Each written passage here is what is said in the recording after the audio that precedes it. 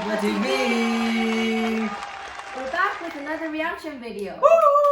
And for this time, we're going to see a video of the brief history of the Philippine Spanish. Yes. We came to do a reaction video on this because, of course, someone mentioned it before. And also because we thought it'll be kind of nice to know a little bit more about the Philippines, that Yes. we're living here anyway. So for multiple reasons, we came to take this reaction video. We did learn some at school, but then we don't have a good memory, so... Also, it was in Tagalog, so we didn't understand it full that time. So anyway, let's jump in. Yeah.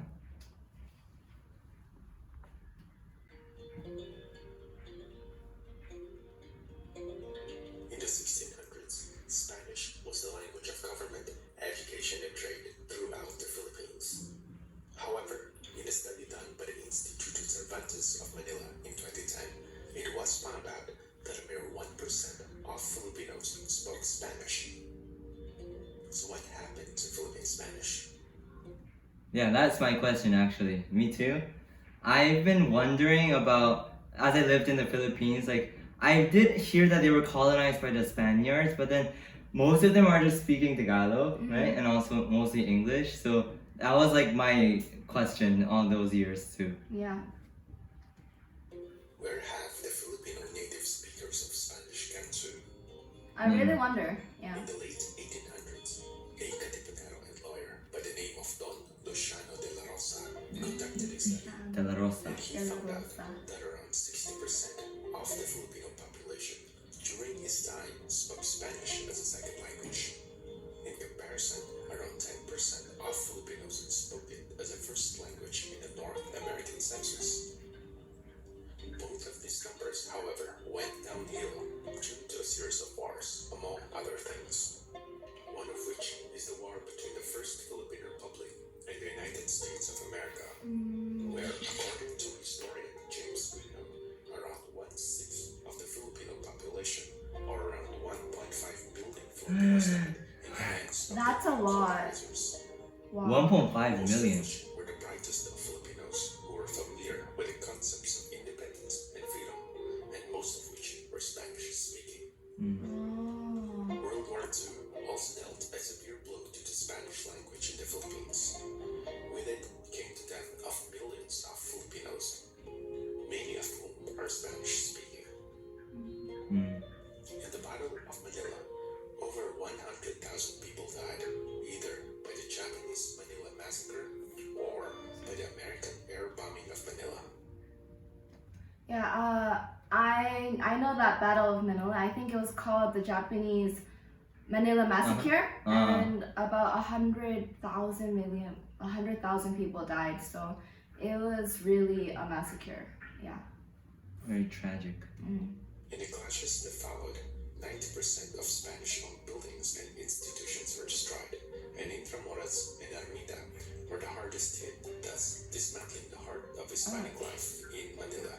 Ermita is like here, right? United States effected Robinson's Yes, Ermita. yes. on Philippine territory during its Philippine occupation. English was imposed as the language of the victor, and ultimately, Spanish was left behind. Ah, so that's why. Okay. So after the Spanish colonization, the U.S. took over, right? And then that's why English came in, and then Spanish disappeared. Yeah, that's basically it. Okay. Aside from those wars, the educational system continued by the Americans, although commendable in its own right, was also a factor in the fall of the Spanish language in the Philippines.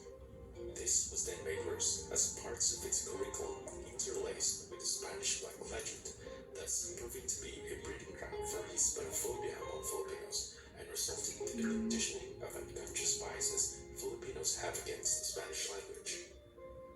Furthermore, social and political changes in the 70s and 80s also saw the removal of Spanish as an official and instructional language. Oh, okay. Spanish today is only spoken by a minority in the Philippines. Yeah. However, Yeah. there is a renewed interest in the language, and its future seems hopeful. As bright as it may seem though, at the end of the day, it will all depend on the Filipinos, especially to those Filipinos who, according to the words of Manuel Quezon, have the wisdom and patriotism Follow us and be a part of the conversation. So yeah, that's it, right? Yeah, that's true. It all depends on the people. Yeah. So Yeah, that was yeah. the brief history, right? Of the Philippines. Now I know exactly why they don't really speak Spanish that much, because of the U.S. colonization too.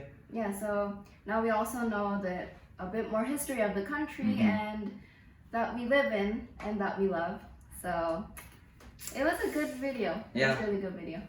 I'm So- really happy that, although Philippines did go under a lot of tribulations, but now they're independent, so Yeah, that's true. that's good news. So I hope you guys enjoyed watching together with us our reaction on this video, and I hope you guys still stay tuned on our other videos. And until next time, don't forget to Like and subscribe! Bye! Click the alarm. Click the alarm. Click, click, click, click, click, click, click, click, click the alarm. Keep watching